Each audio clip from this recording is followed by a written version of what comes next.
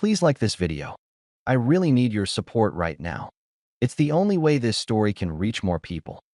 Thank you so much for being here with me and for your support. The first time I knew it wasn't stress was the way she laughed. Not the polite little smile Lauren gave the cashier. Not the quiet chuckle she used when my dad told the same story for the 10th time. This was the full laugh. The loose, unguarded one. The one that used to belong to our kitchen at midnight when we were still 6 years younger and still looked at each other like we were on the same team. I was standing just inside the restaurant, coat still on, hands still cold from the parking lot, watching my wife lean into a booth like she had all the time in the world. She told me she was having dinner alone. "I need to clear my head," she'd said. "Just me, quiet food, no talking. Quiet food." In the corner booth, Lauren wasn't eating quiet food. She was angled toward a man I'd never seen, her shoulder almost touching his. Her fingers brushed his forearm like it was an accident they both enjoyed. He was grinning at her like he'd earned it. And she was giving him that laugh. I walked forward like I was headed to the host's stand. Calm, straight, no rushing, no stomping. I didn't want the room to feel me coming. I wanted them to feel me arriving. Lauren spotted me when I was maybe 6 steps away. Her laugh cut off so fast, it was like someone yanked the power cord. Her face drained. Not confusion, not surprise. Panic. The expression of someone caught crossing a line they already knew existed. The guy beside her jerked in his seat, eyes darting toward the aisle like he was mapping an escape route. I stopped at the edge of the booth. Looked down at him first, not her. "Sit," I told him. "Don't do the sprint thing. Not right now." He froze halfway between standing and pretending he wasn't standing. Lauren's voice snapped up sharp. "Nathan, what are you doing?" I kept my eyes on him. "Who are you?" He swallowed. Lauren cut in fast. "This is insane. You're making a scene." I let out a small breath through my nose. A scene would be me yelling across the room. I walked over and asked a question. The man's hands slid toward the edge of the table. He was already gathering his keys like a teenager in trouble. Lauren leaned forward like she was trying to block me from him. "He's just a friend, okay? This is humiliating." I tilted my head. "For who?" She blinked, then tried the old move. The social shame move. The one that says if she's embarrassed, I'm automatically wrong. "People are looking," she hissed. I glanced around. A couple heads turned. Most didn't care. Restaurants are full of strangers pretending other strangers don't exist. I looked back to the man. "Name?" He cleared his throat. "Colin." "Colin what?" His eyes flicked to Lauren like she could rescue him. Lauren snapped. "Stop interrogating him. You're not my father." "Good," I replied. Because if I was, this conversation would be uglier. Colin shifted. "I should go." I stepped back half an inch, giving him room, not permission. "You can. I'm not holding you hostage. I'd just like to know who's sitting in my wife's solo dinner booth." Lauren's jaw tightened. "You don't own me." I looked at her, finally. Never said I did. Colin started to slide out. His shoulder brushed Lauren's, and she didn't move away. That tiny detail landed harder than any speech. He mumbled, "Sorry, man." I gave him a thin smile. "Sure. Go ahead. Run. Guys like you always run first." He didn't answer. He just went. Quick steps. Head down. Like the carpet might open and save him. Lauren watched him leave, then snapped her eyes back to me like I'd just stolen something from her. "What is wrong with you?" she demanded. "You show up and do that in public?" I kept my voice even. "You told me you were having dinner alone. So? I can't have dinner with someone without you acting like this." "Like what?" I asked. Like I walked in and saw my wife acting like she's on a date. Her lips parted, then closed. The pause was the tell. She went straight to attack mode. "You love being offended. You always want to be the wounded guy. Maybe ask yourself what you've done to push me away." There it was. Not an explanation. Not a fact. A character assassination. If she could make me the problem, she wouldn't have to deal with the booth, the lie, the laughter. I nodded once. Okay. That single word annoyed her more than yelling would've. She wanted heat. She wanted me messy. I stepped back from the booth. "Finish your dinner. Nathan, don't you walk away from me." I did. Calm. No dramatics. I left her sitting in the warm light with her cold face, and I walked out into the night like I had a spine. And while I drove home, one thought kept repeating, steady as a turn signal. If I'd known where it was headed, I would have stopped trying to save the version of us she'd already replaced. Back at the house, the garage light clicked on when I pulled in. I went inside, hung my coat, washed my hands like it was any other Thursday night. A grown man doesn't need to slam cabinets to prove he has emotions. Lauren came in about 40 minutes later. No shaky voice. No apology. She walked through the door like she'd been delayed by traffic. She dropped her purse on the counter and stared at me. So you're just going to sulk? I didn't look up from the glass I was rinsing. I'm not sulking. I'm listening. To what? She snapped. Your own drama? I dried my hands slowly, turned, and leaned against the counter. Talk. She scoffed. You embarrassed me. You lied to me. Her eyes narrowed like she wasn't used to that being said out loud. I didn't lie. I said I needed dinner alone. And I did. I needed my space. Your space had a guy in it. She rolled her eyes hard. Oh my God.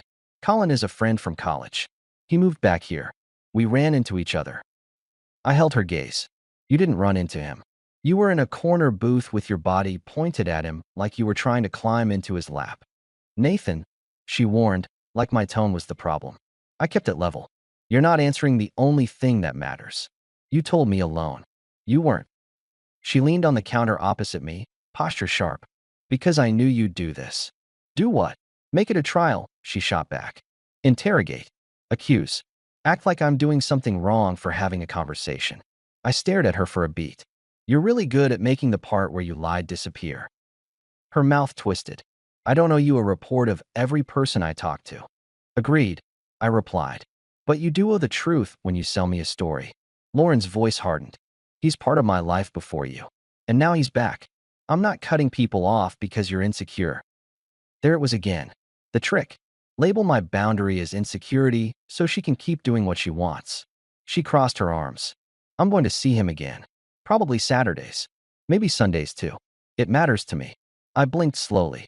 So you're booking our weekends for a guy I've never met. He's a friend, she insisted. And I need something that's mine. I tilted my head. Then why lie? She stepped forward, eyes bright with challenge. Because every time I try to breathe, you make it about you. I let the silence hang. I could have argued. I could have listed every late night I worked, every meal I cooked, every plan I made for us. But she wasn't in a facts mood. She was in a control mood. Lauren's voice softened, almost sweet. Say something. You always love to talk. Come on. Tell me how betrayed you are. Give me the speech. I watched her like she was showing me a card trick. You want me loud so you can call me crazy. Her smile flickered. That's not fair. I shrugged. I'm not saying I don't care. I'm saying I'm done trying to convince you I matter. She frowned, like that wasn't one of the options. Don't act like you don't care. I didn't say I don't. I pushed off the counter. I said I'm finished begging for basic respect. Lauren's voice went low. It's not what you think. I think you asked for space. I replied, walking past her toward the hallway. And you filled it with another man. That part isn't complicated. She called after me, sharp again. It's not about anything physical. I didn't turn around. You keep saying what it's not. You haven't said what it is. I went into the guest room. I didn't slam the door. I shut it clean. Quiet. Behind me, I heard her exhale like I was the one who had betrayed something. And in the silence, I made my first decision. If she wanted space, she was going to feel what that actually meant. The next morning I got up early, dressed like I had somewhere important to be, and left the house looking like I wasn't available for games. Lauren padded into the kitchen while I was tightening my tie. She paused, eyes scanning me like she was trying to guess the new rules. Oh, she said, tone suddenly lighter. You look nice. I didn't take the bait. I grabbed my keys. I know. She blinked. Okay, where are you going? Dinner at Derek's. Let me pause the story for just a second. If you're still here, please hit the like button. It really helps YouTube recommend this story to more people. Thank you so much for your support. Now, let's get back to the story. Her eyebrows lifted. Derek? Since when is Derek doing dinner? Since I texted him last night. Lauren's face tightened. We usually go together. Not tonight. She laughed once, like it was cute. Nathan, don't be petty. I put my hand on the doorknob. This isn't petty. It's organized. Her voice rose. So I'm not invited now. You're not. She stared at me like I'd slapped her with paperwork. What is wrong with you? I met her eyes. You said we needed space. I stopped chasing you around the house like a volunteer. Lauren stepped closer, anger trying to look like principal. You can't do this because of one dinner. It wasn't one dinner, I replied.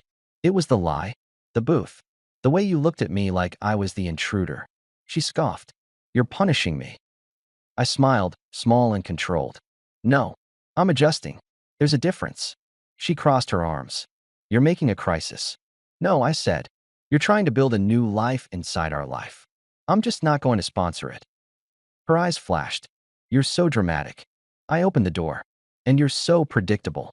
I walked out while she stood there, mouth slightly open, like she couldn't believe I didn't stay to argue. At Derek's place that night, the air was normal. Sports on low, grill going, his wife out with friends.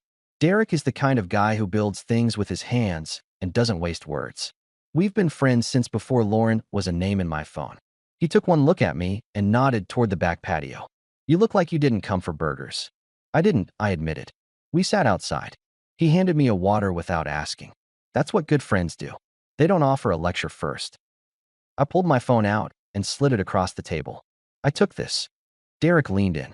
The photo wasn't artistic. It didn't need to be. Lauren, corner booth, her body angled toward Colin, her hand mid-touch. Derek's jaw shifted. That's not just catching up. Exactly, I replied. I don't need feelings. I need facts. Derek nodded once. Who's he? Colin. That's all I got. He set the phone down carefully. All right, let's find out who Colin is. Derek grabbed his laptop like it was a tool. We dug through what we could. Lauren's accounts were tight, private, curated, like she'd been planning for people to not see what she didn't want seen. Derek muttered, of course. We pivoted, looked at mutual friends, old tags, college connections. Then Derek whistled low. Got something. He turned the screen toward me. A friend of Lauren's. Public page. Wedding photos from years back. Lauren in white. Me in a suit, smiling like a guy who thought he was winning. In the background of one photo, near the bar, was Colin. Same jawline. Same smirk. Different haircut. Same man. Derek clicked deeper. Colin Mason, he read. Albany originally. My stomach stayed calm, which surprised me. That's what happens when your brain stops hoping and starts documenting. Then Derek's face changed. Oh, that's cute. He tapped the screen again. A recent post on Colin's page. Newer. Clearer. Lauren and Colin. Same corner booth. Same warm lighting. Her head tilted toward him. His arm close enough to pretend it wasn't. Caption wasn't long. It didn't have to be. Something like, back on the same streets again. Derek leaned back. So not a random run-in. No, I said, voice flat. Not random. Derek studied me. You okay? I let out a quiet breath. I'm clear. He nodded slowly.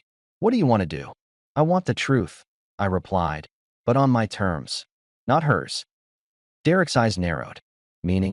Meaning I'm not going to argue on a kitchen floor while she rewrites reality. I'm going to make decisions.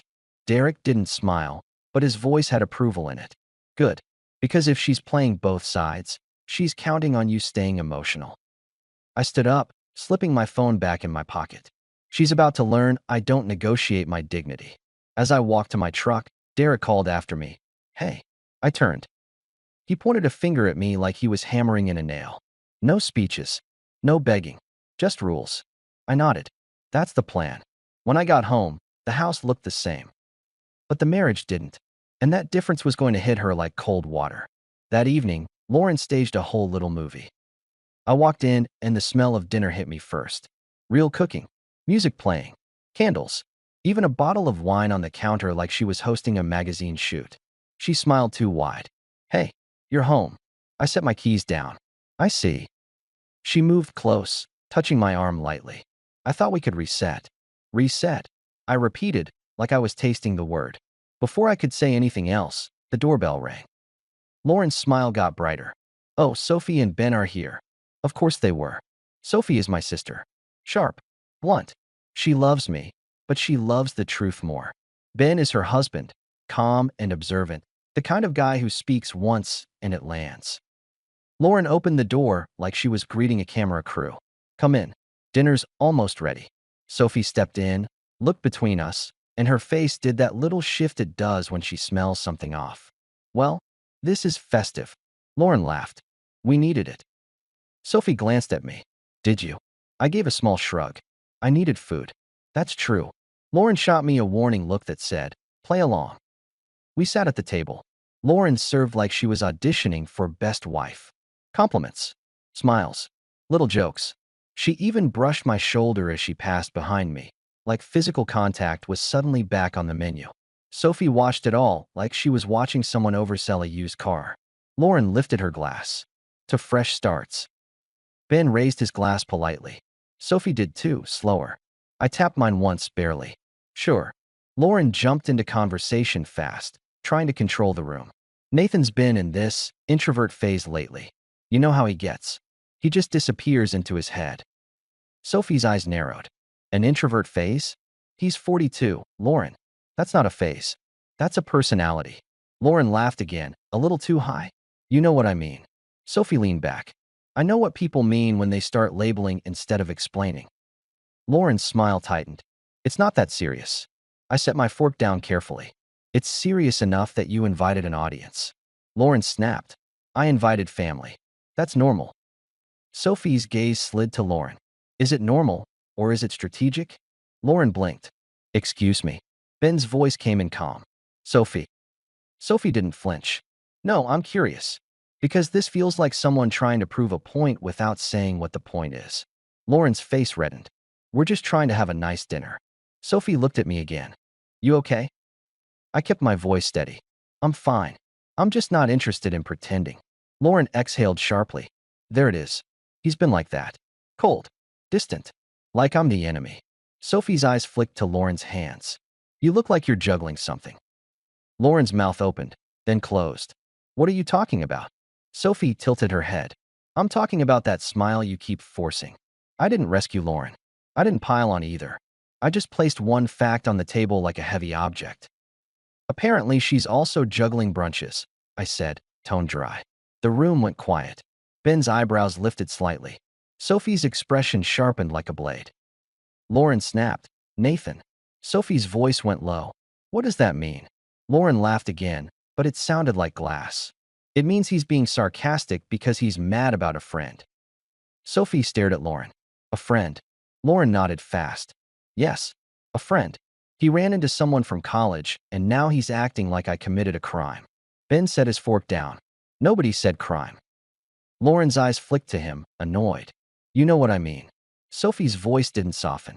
Lauren, we're not here to play house. If something's wrong, say it. If nothing's wrong, stop performing.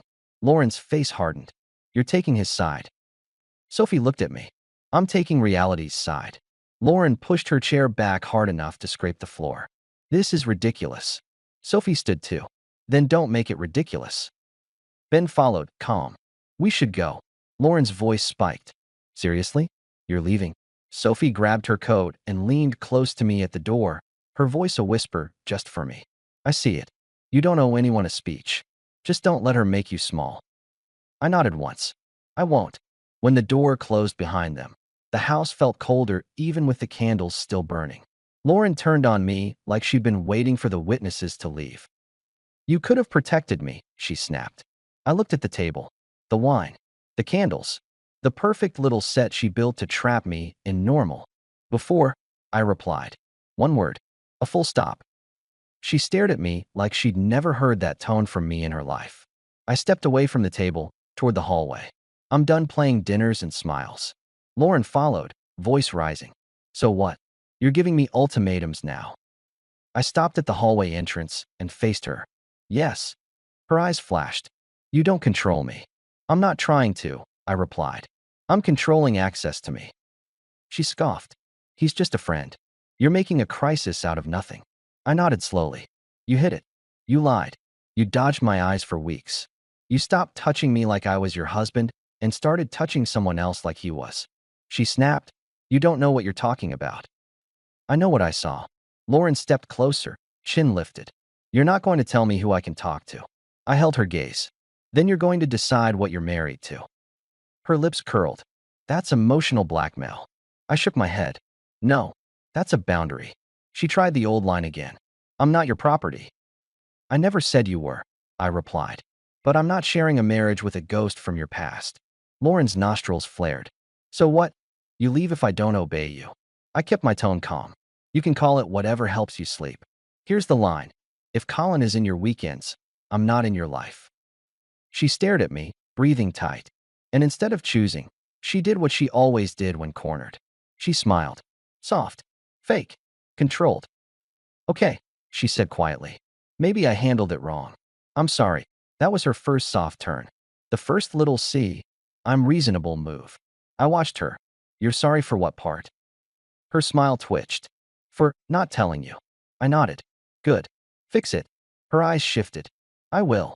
Then she reached for my hand like we were suddenly fine. I didn't pull away dramatically. I just didn't give her my hand. She froze, then tried to hide it. You're still punishing me. I looked at her, voice low. I'm still watching. I went back into the guest room and closed the door. Behind it, I heard her breathing change. Not sad. Calculating. And I knew the next move was coming. The next weekend, she tried a different tactic. Louder warmth. More contact. Too much too fast. Saturday morning, she walked into the guest room doorway wearing one of my old college shirts like it was some cute throwback. She leaned against the frame like she owned the place. Hey, she said softly. Can we talk like adults? I looked up from tying my shoes. We've been talking. You just don't like what I'm saying. She walked in, sat on the edge of the bed like we were back in year 2. I want to go to brunch. Just to clear my head. After that, we can do something together. Maybe that beach weekend you mentioned before. I stared at her. You remembered the weekend. She smiled, eyes bright. Of course I did. That was illusion number 2. The extra sweetness. The sudden interest in us, the moment she felt me detach. I stood up, grabbed my jacket. Enjoy brunch. Her eyes narrowed. Are you coming or not? No. Her voice sharpened. You're being stubborn. I walked past her. I'm being consistent. She followed me down the hallway. Nathan, stop acting like I'm some kind of villain. I said I'm sorry. You said words, I replied. You didn't change the schedule. She paused. What schedule? The one where Colin gets Saturdays. Her face tightened. I told you he's a friend. I opened the front door. Then treat him like a friend. Not like a secret. She stepped outside onto the porch, lower voice now, trying the intimate angle. You're really going to throw away 6 years because I had lunch with someone? I turned to her, calm. No. I'm going to protect the next 20 because you're trying to turn me into background noise. Her eyes flashed, then softened again. I don't want to lose you. I nodded once. Then stop testing how much disrespect I'll tolerate. I got in my truck and drove off. I didn't follow her. I didn't track her. I didn't beg for her location. I did something cleaner. I found out who Colin Mason really belonged to now. Derek had sent me a link the night before. Colin's profile wasn't totally private. There were older photos. A woman. Wedding rings. A last name tagged in a comment. Her name was Emily Mason. I drove to the address listed on a public record page. Quiet neighborhood. Normal house. Nothing dramatic. Emily answered the door in leggings and a sweatshirt, hair tied up, holding a mug like she'd been mid-morning. She looked at me, confused but polite. Can I help you? I kept my posture calm. Are you Emily Mason? Yes. My name is Nathan. I held my hands open, not threatening. I'm married to Lauren. Lauren's been meeting your husband. Her face changed, but she didn't explode. She just went still. That's a weird thing to say to a stranger, she replied carefully. I know, I said. I'm not here for weird. I'm here for truth. She stared at me for a long moment. Do you have proof? I nodded and pulled my phone out. Yes. I showed her the restaurant photo first. Her eyes focused like she was reading a document. Then I showed her the recent post. The same booth. The caption. Emily's jaw tightened. He told me he was catching up with an old work friend. I met her eyes. Lauren told me she was eating alone. Emily exhaled slow. Of course. I didn't gloat. I didn't lecture. I'm not asking you to do anything reckless. I'm telling you because I would want someone to tell me.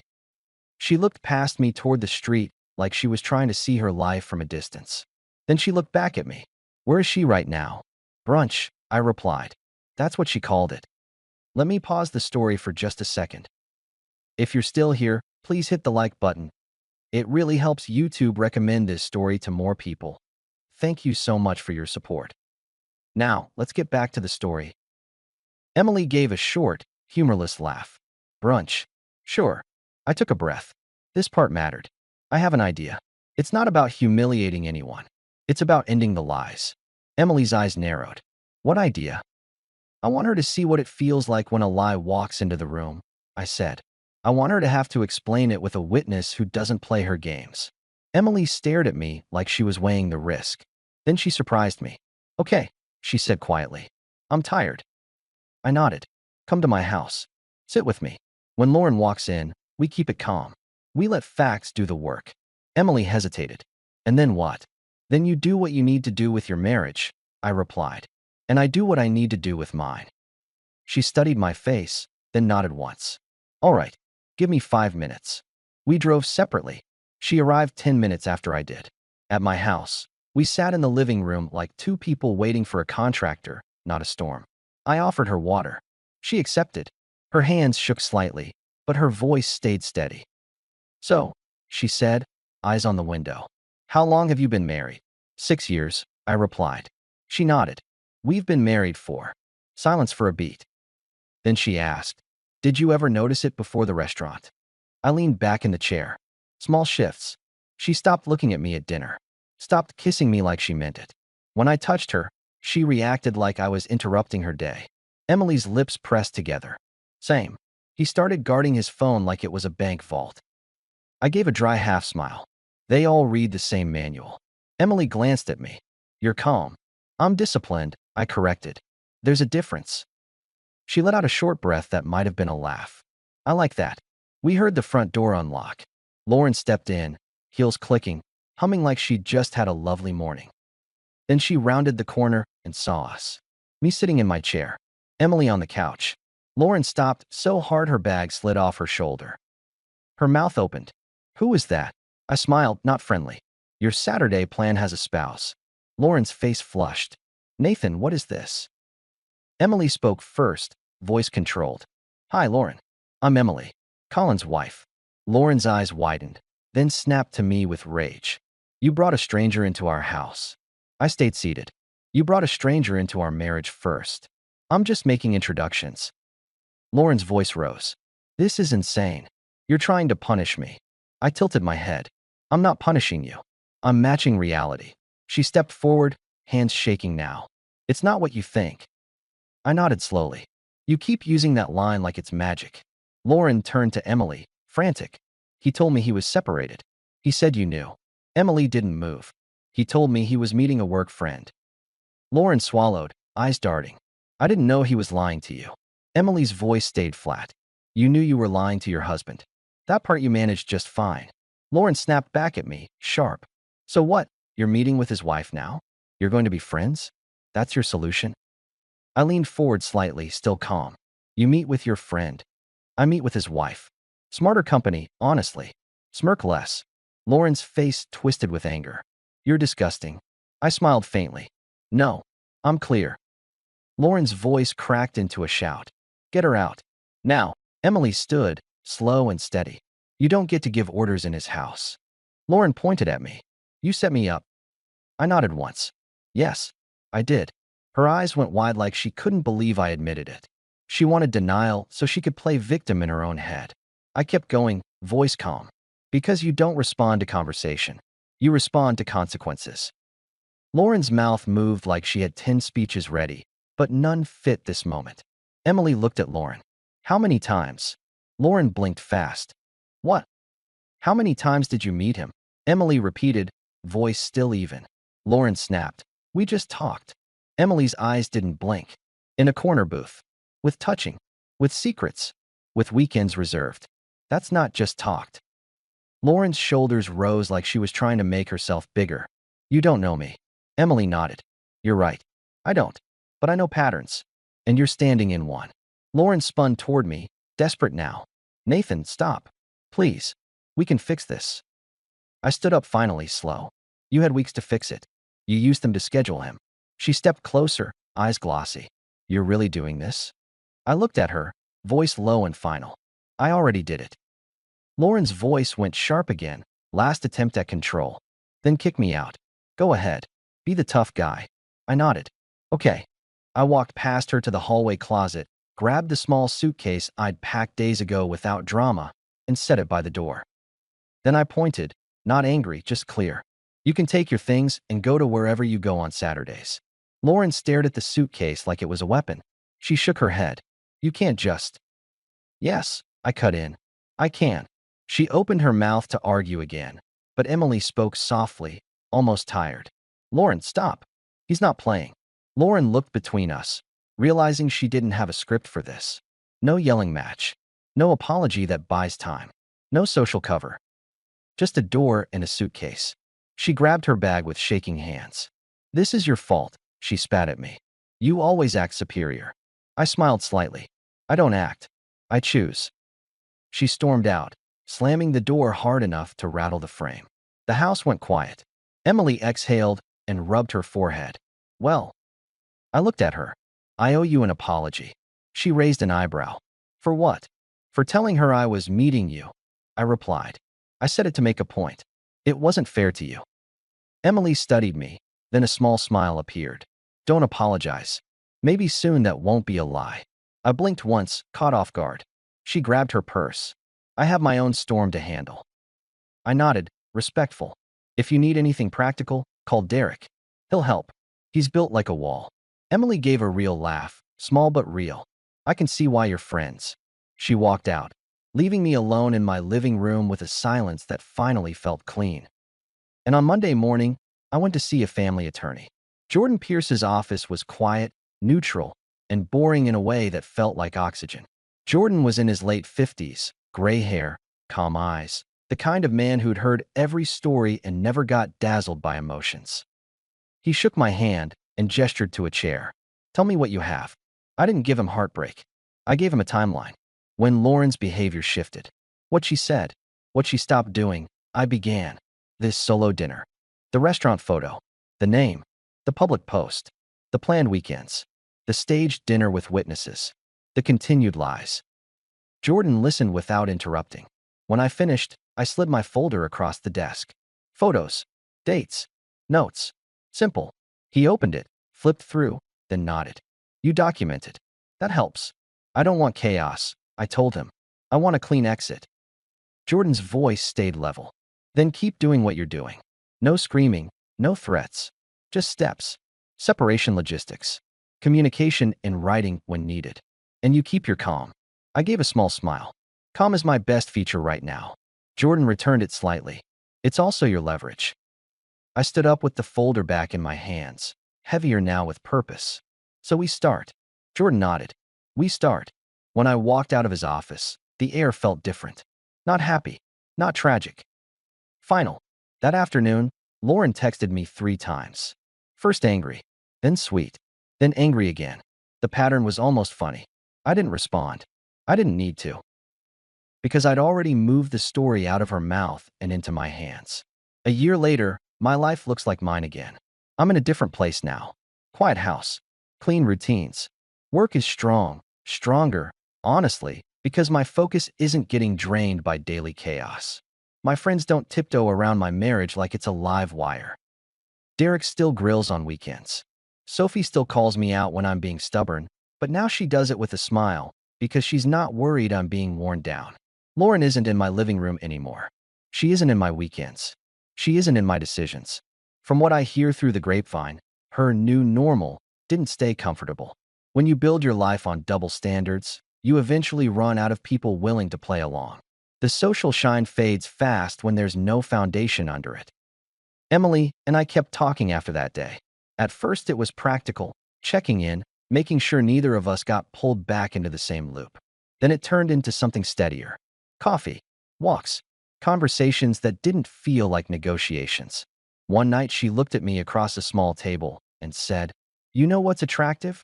I raised an eyebrow. "If you say mystery, I'm leaving." She laughed. "No, discipline. A man who doesn't beg for respect." I nodded slowly. "I'm done begging for anything." She held my gaze. "Good. I don't know what the future is going to look like. I'm not rushing to label it. I'm not chasing. I'm just choosing what's solid. But I do know this. Lauren wanted a corridor where she could keep the comfort of being married while shopping for excitement like it was a hobby. She wanted me available, quiet, and grateful. Instead, she got a door. And the last thing I ever said to her in that house, the line that ended the game, was simple. You wanted space. You got it. Don't come back looking for a home you wouldn't respect.